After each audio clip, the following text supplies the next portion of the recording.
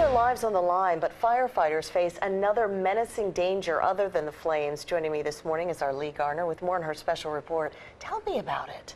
Well, we found through a number of independent studies, and now there are more studies being done that show that there is a statistically higher risk of certain kinds of cancer in firefighters than in the general population. And are we talking young firefighters, older firefighters, or they're all at risk?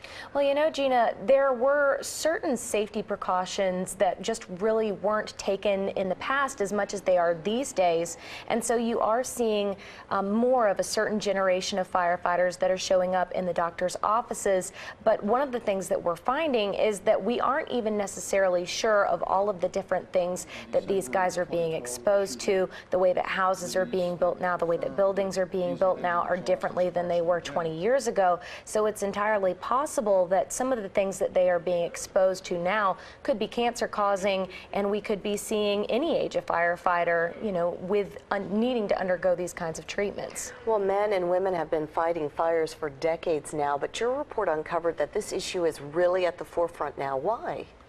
Well, we are just kind of on the cusp of really understanding the magnitude of the problem. There's actually a national steering committee that's going to be meeting on May 5th that is made up of a lot of people in the fire service, including some men who are fighting cancer right now themselves. And so this is an issue that they really want to tackle now, that they really want to understand now, so that they can start implementing some of the safest and best practices to stop the spread of cancer in the fire service. And without giving too much of your report away, what's the most surprising thing you've uncovered?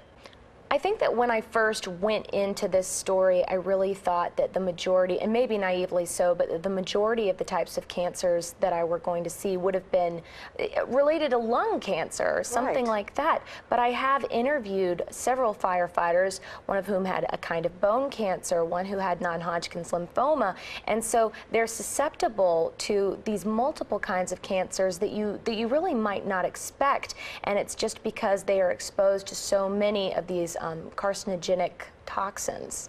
Did any of them have regrets about doing the field that they loved? No, that's one of the things that maybe would also be surprising. Every single firefighter that I talk to, and I talk to a lot of firefighters, whether they have cancer or are in remission or are perfectly healthy, say that firefighting is just something that's kind of in your blood, and that they do it because they're passionate about it and that they love to help people. And never once did anyone tell me that they regretted it. Well, I look forward to watching your special report tonight. Lee, thanks so much for joining us. And again, Lee Garner's special report about the dangers that firefighters face airs tonight on the News at 10.